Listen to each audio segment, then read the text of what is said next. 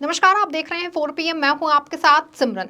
लोकसभा चुनाव करीब आता देख विपक्षी गठबंधन इंडिया ब्लॉक काफी एक्टिव नजर आ रहा है और बड़ी सक्रियता से काम कर रहा है। सबसे बड़ी बात, पिछले कुछ दिनों से इंडिया गठबंधन के लिए एक के बाद एक निराशाजनक खबरें आ रही हैं।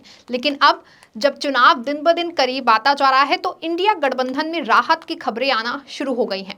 ऐसा इसलिए हो रहा है क्योंकि अब गठबंधन के घटकों के बीच आपस में बात बनना शुरू हो गई है और एक बार फिर इंडिया गठबंधन एकजुट होकर के भाजपा का मुकाबला करने के लिए तैयार हो रहा है। पहले उत्तर प्रदेश में अखिलेश यादव की सपा के साथ कांग्रेस का गठबंधन फाइनल हुआ। इसके बाद आज दिल्ली में कांग्रेस और आम आदमी पार्टी के बीच भी सीट बंटवारे पर आपसी सहमति बन गई और फाइनली दोनों दलों के बीच गठबंधन का औपचारिक ऐलान भी हो गया। आप और कांग्रेस के बीच दिल्ली के साथ साथ गुजरात, हरियाणा और गोवा में भी बात बन गई है। गठबंधन के मुताबिक दिल्ली में आम आदमी पार्टी 4 सीटों पर चुनाव लड़ेगी, जबकि कांग्रेस के खाते में चांदनी चौक समेत 3 सीटें गई हैं। वहीं चंडीगढ़ लोकसभा सीट और गोवा की दोनों सीटों पर कांग्रेस प्रत्याशी उतारेगी। हरियाणा में 9 सीटों पर कांग्रेस और 1 सीट पर आम आदमी पार्टी चुनाव लड़ेगी, जबकि गुजरात में आम आदमी पार्टी 2 सीटों और कांग्रेस 24 सीटों पर चुनाव लड़ेगी। यानी सपा के बाद आम आदमी पार्टी से भी कांग्रेस की सहमति बन गई है और दोनों दल एक साथ आ रहे हैं। अचानक इंडिया गठबंधन में सब कुछ सही होने पर बेशक विपक्षी दलों में खुशी की लहर है और राहत की सांस ले रहे हैं, लेकिन ये बात सही होने में सबसे बड़ी भूमिका राहुल गांधी, मल्लिकार्जुन खड़गे या फिर अखिलेश यादव की नहीं थी, बल्कि कांग्रेस की राष्ट्रीय महासचिव प्रियंका गांधी की है। दरअसल ऐसा बताया जा रहा है कि प्रियंका गांधी ने ही उत्तर प्रदेश में कांग्रेस और समाजवादी पार्टी के बीच का रास्ता निकाला है और दोनों में आपसी सहमति करवाई है। तो वहीं केजरीवाल से भी बात करने में प्रियंका की भूमिका अहम रही है। यानी प्रियंका गांधी ने आगे बढ़कर इंडिया गठबंधन में ऑल इज वेल करने का प्रयास किया है और नाराज हो रहे घटकों से बात कर उन्हें मनाने का काम प्रियंका कर रही हैं। अब ऐसे में सवाल ये उठता है कि क्या प्रियंका गांधी अन्य दलों से भी बात करेंगी और चुनावों से पहले इंडिया गठबंधन को और भी मजबूत बनाने का प्रयास करेंगी? क्या प्रियंका के कांग्रेस नाराज चल रहे हैं और अकेले चुनाव लड़ने का ऐलान कर चुकी हैं? टीएमसी प्रमुख ममता बनर्जी से भी बात करेंगी। दरअसल प्रियंका से भी उम्मीद इसलिए की जा रही है क्योंकि यूपी में भी सपा और कांग्रेस के बीच बात बिल्कुल खत्म हो गई थी और ऐसी खबरें आने लग गई थी कि उत्तर प्रदेश में सपा कांग्रेस के बीच गठबंधन नहीं होगा। लेकिन अचानक दोनों दलों के बीच गठबंधन तय हो गया और तुरंत ही सीट बंटवारा होकर इनका ऐलान भी हो गया। इस गठबंधन में सबसे बड़ी भूमिका रही प्रियंका की। यूपी में अखिलेश यादव की तरफ से जिस तरह से लगातार उम्मीदवारों की घोषणा हो रही थी और उनके बयान आ रहे थे, उससे साफ था कि यहाँ भी बात नहीं बनेगी। सपा अध्यक्ष को रायबरेली में राहुल गांधी की भारत जोड़ो न्याय यात्रा में शामिल होना था, लेकिन वहां शामिल भी नहीं हुए थे। सपा ने कहा था कि अखिलेश यादव यात्रा में तभी शामिल होंगे जब कांग्रेस इस पेशकश को स्वीकार करेगी। दोनों दलों के बीच चल रहे गतिरोध को आखिरकार प्रियंका गांधी ने तोड़ दिया। जानकारी के मुताबिक कांग्रेस महासचिव प्रियंका गांधी ने सपा प्रमुख अखिलेश यादव से फोन पर बातचीत की। बातचीत के बाद दोनों पार्टियों के बीच ये सहमति बनी। बाद में अखिलेश यादव ने कहा कि उत्तर प्रदेश में सीट बंटवारे को लेकर सपा का कांग्रेस से कोई विवाद नहीं है और दोनों दलों के बीच गठबंधन होगा। अंत में समझौते के अनुसार यूपी की कुल 80 सीटों में कांग्रेस 17 सीटों पर चुनाव लड़ेगी। वहीं समाजवादी पार्टी समेत इंडिया गठबंधन के बाकी उम्मीदवार 63 सीटों पर अपने उम्मीदवार उतारेंगे। जिस तरह से प्रियंका ने यूपी में आगे आकर मोर्चा संभाला और अखिलेश से बात करके सपा के साथ गठबंधन तय किया, ऐसे में अब सवाल ये ही उठता है कि क्या प्रियंका ममता बनर्जी से भी बात करेंगी? क्या प्रियंका कांग्रेस और टीएमसी के बीच भी गठबंधन को तय करने में अहम भूमिका निभाएंगी? क्या अखिलेश की तरह ममता बनर्जी की भी नाराजगी प्रियंका गांधी दूर कर पाएंगी?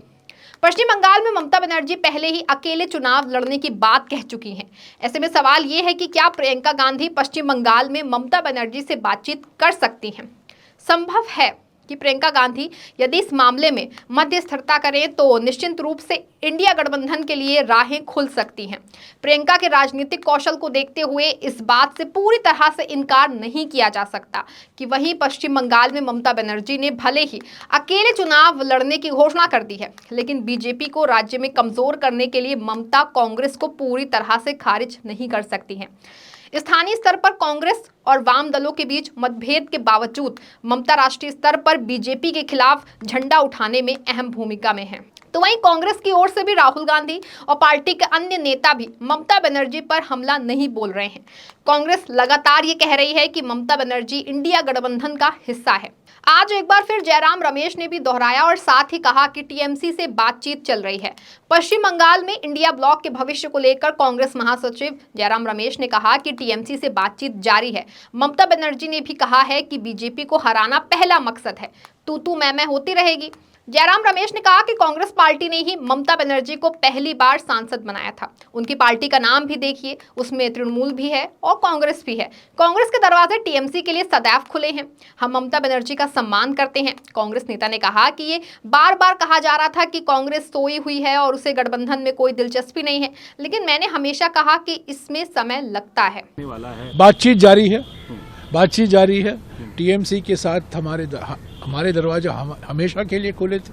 हम बातचीत कर रहे हैं। हम आज भी चाहते हैं, क्योंकि टीएमसी ने भी कहा है, ममता बनर्जी ने भी कहा है कि मैं इंडिया गठबंधन को मजबूत करना चाहती हूं।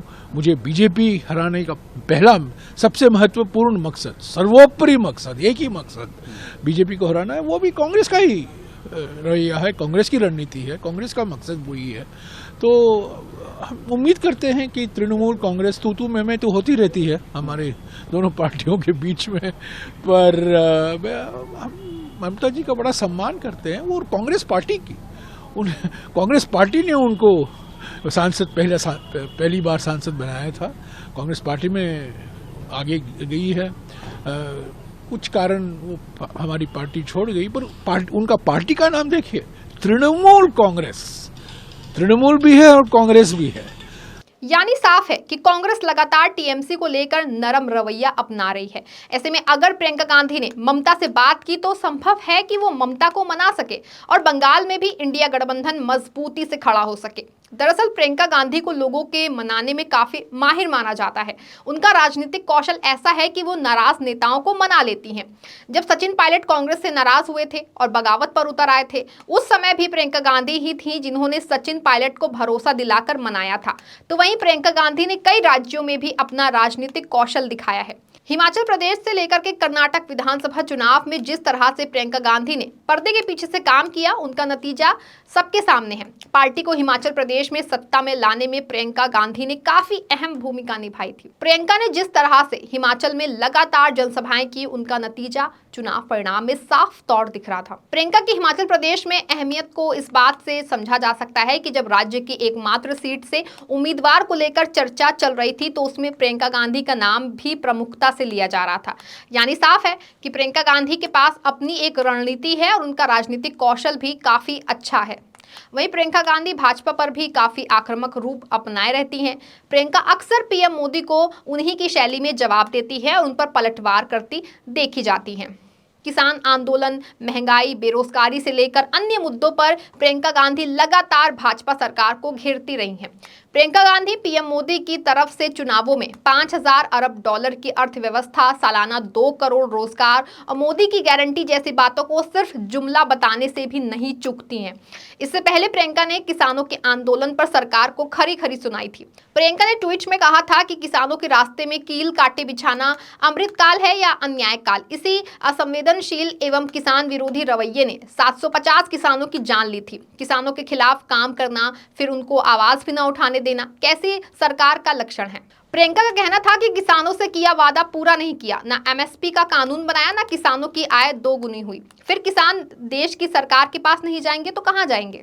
आज प्रियंका गांधी जब मुरादाबाद में राहुल गांधी की भारत जोड़ो न्याय यात्रा में शामिल हुई तो इस दौरान भी उन्होंने भाजपा की केंद्र और प्रदेश की सरकार व पीएम मोदी पर जबरदस्त हमला बोला। ऐसे में लोकसभा चुनाव करीब आते ही प्रियंका गांधी एक बार फिर काफी एक्टिव मोड में दिख रही हैं और सबसे बड़ी बात है कि वो इंडिया गठबंधन को मजबूत बनाने में अहम भूमिका निभा रहे हैं। अब देखना यह है कि आने वाले दिनों में प्रियंका पश्चिम बंगाल और महाराष्ट्र में भी इंडिया गठबंधन को किस तरह से मजबूती देती हैं और क्या इस बार खुद भी लोकसभा चुनाव में ताल ठोकने उतरेंगी। लेकिन इतना तो साफ है कि प्रियंका गांधी ने इंडिया गठबंधन को संजीवनी जरूर दी है। फिलहाल इस खबर में बस इतना ही। तब तक के लिए आप देखते रहें 4 PM। धन्यवाद।